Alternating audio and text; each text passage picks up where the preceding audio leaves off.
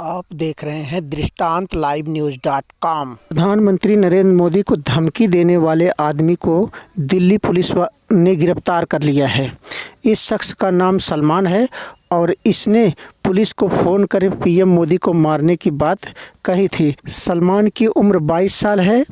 Police ने इसे दिल्ली के खजूरी इलाके से गिरफ्तार किया है। बता दें कि सलमान अभी पुलिस की हिरासत में है, जहां उससे पूछताछ की जा रही है। पुलिस का कहना है कि सलमान के खिलाफ पहले से कई मुकदमे दर्ज हैं और वर्तमान में वह सिर्फ बेल पर बाहर आया है।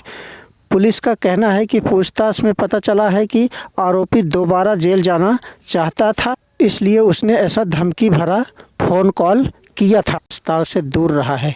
फ़लस्तीन के विदेश मंत्री रियाद अल मलिकी को जवाब देते हुए मंत्रालय ने कहा, भारत एक तरह से इस नियम पर काम कर रहा है कि एक देश के खिलाफ UNHRC की वोटिंग से दूर रहेगा। इस मामले पर पिछले दिनों श्रीलंका के खिलाफ हुए मतदान से भी भारत के गैर हाजिर रहने का उदाहरण दिया गया है।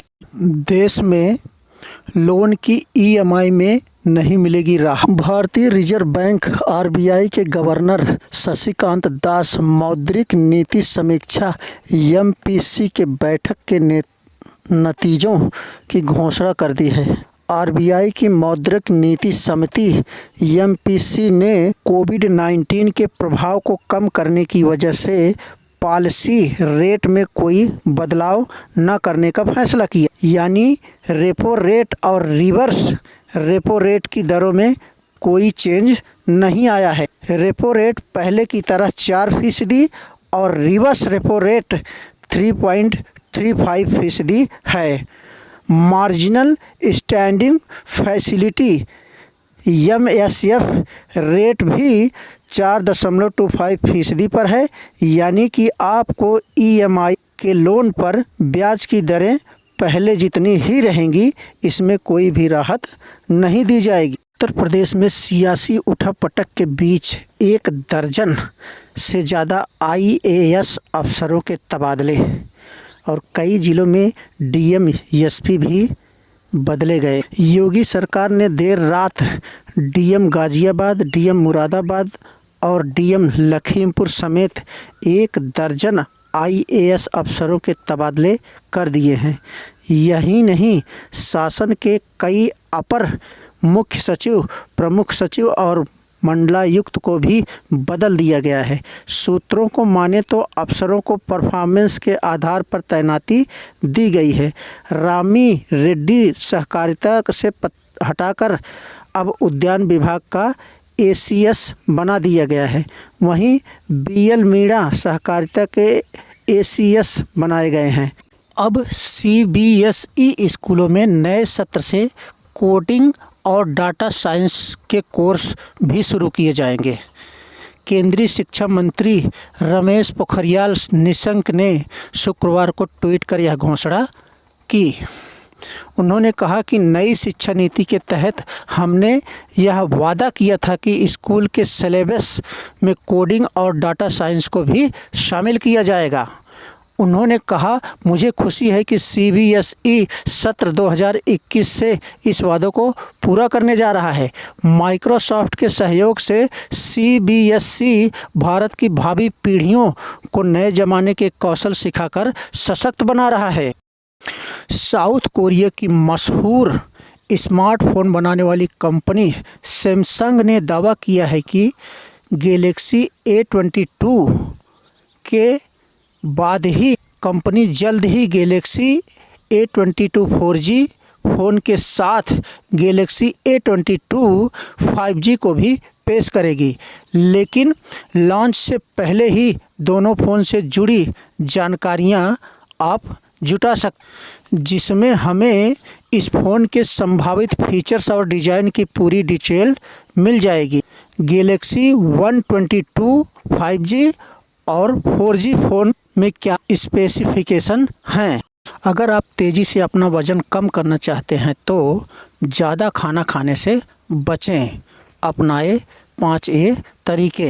हमें यह बताया जाता है कि दिन में कम और बार बार भोजन करना बड़ी मात्रा में एक साथ भोजन करने से बेहतर हो। आपने कई बार सुना होगा कि व्यापार करने से आपका वज़न घट सकता है, पर यह पूरी तरह से सच नहीं है। आपकी खाने की मात्रा भी आपको वज़न घटाने में उतनी ही जिम्मेदार है जितना ये व्यायाम करने में।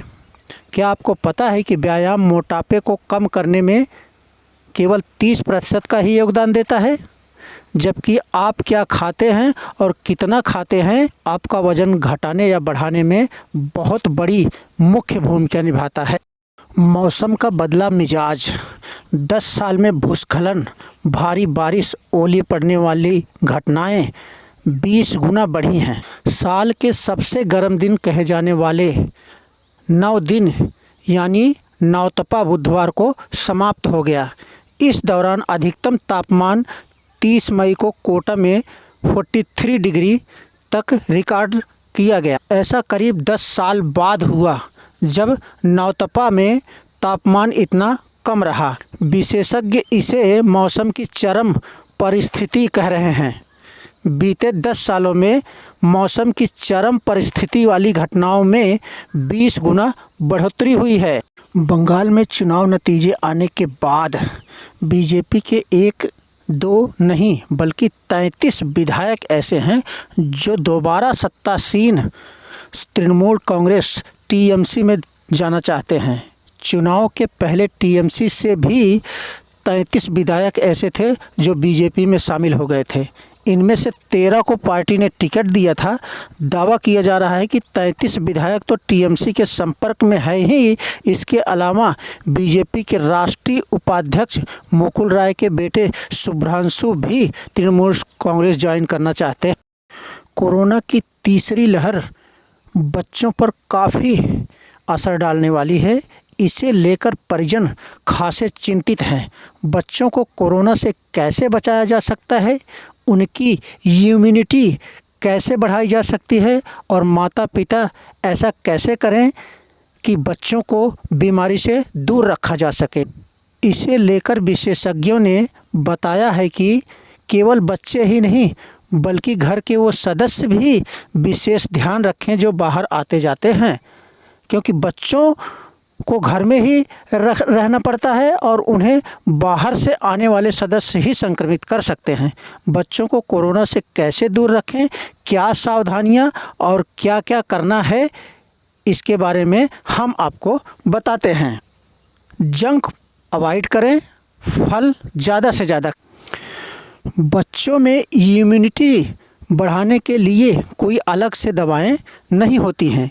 इसके लिए फिजिकल एक्टिविटी बहुत ही ज़रूरी होती है। इसके अलावा बच्चों का स्क्रीन टाइम, टीवी और मोबाइल बिल्कुल कम कर दें। जंक फूड नहीं दें और अधिक से अधिक फल खिलाएं।